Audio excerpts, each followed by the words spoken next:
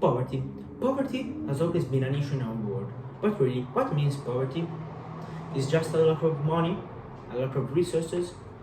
What is the reality of being poor? Poverty is about not having enough money to meet basic needs, such as food, clothing, shelter, and education. In our world, the global population living in absolute poverty fell from 80% in the 80s to 20% in 2015. According to the United Nations estimate, roughly 744 million people live under those conditions. Those people live in $1.9 a day or less.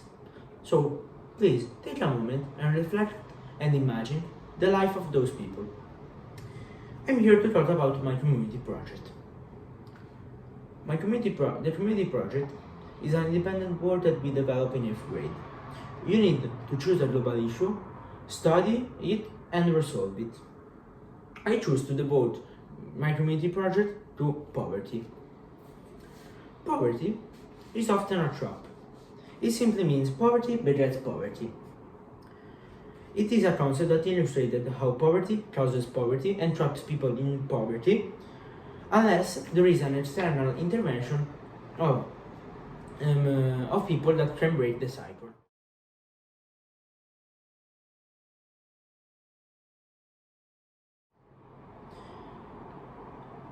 If you are very poor, the money you make on the present or the education that you receive in the present will not let you have money because will have a better influence on your future income. Since 1990, the number of children dying mostly for preventable causes such as poverty, diseases, and hunger was less of what it was now, dropping from 35,000 to 50,000.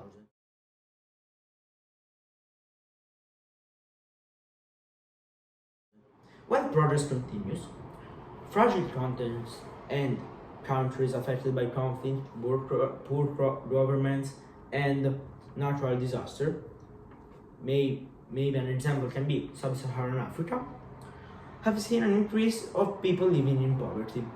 For example, Sub-Saharan Africa have more than the half of the people that live in absolute poverty, precisely 430 million people. I believe this cycle can be broken. One way to break this cycle is going to school.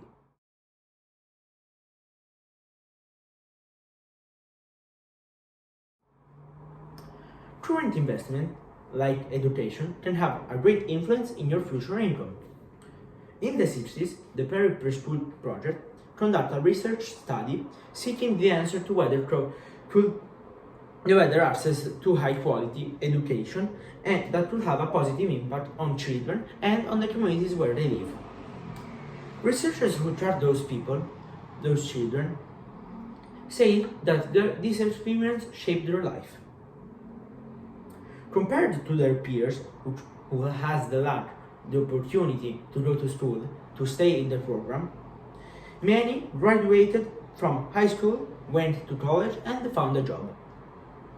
In my country, Italy, the number of Italians living in absolute poverty held steady in 2080, but have a growth by 2040 to 2080. 5 million people, precisely 8.4% of the Italian population. Those people that live in absolute poverty in Italy are defined those that are unable to buy goods and necessities and services. For my action, I decided to investigate on my own community of Milan because though there are people living in absolute poverty all around the world, I believe we need to start where we are. So, in Milan, there are several agencies that work in our community. For example, one of those is Banca Alimentare Onlus. Those agencies try to block the spread of poverty.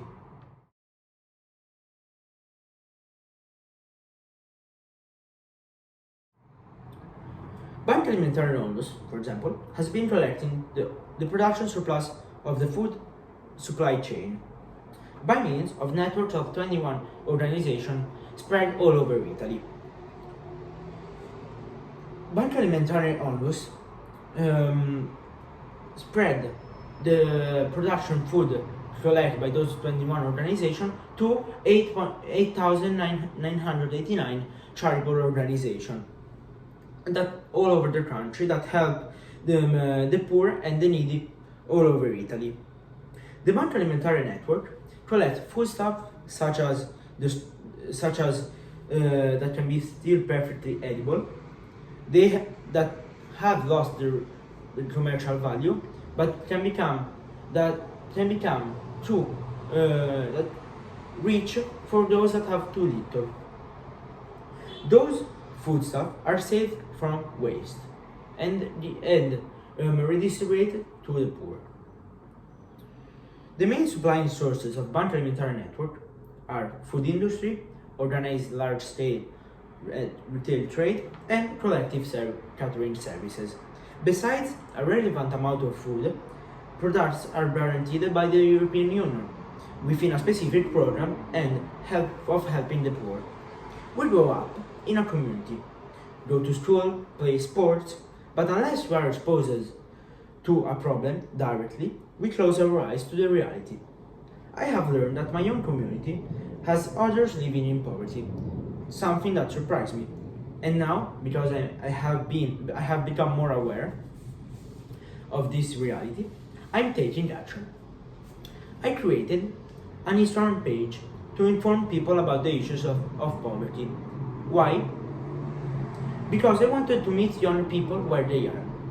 If you're looking down at our phones instead of looking up where there is the reality, where is going the world, I figured we could put the reality just on the screen, right there in front of them. My page includes statistics, videos, challenges that encourage people to address poverty where they are. Action refers to the process of doing something, especially when dealing with a problem directly. People who take action don't wait for others to do it.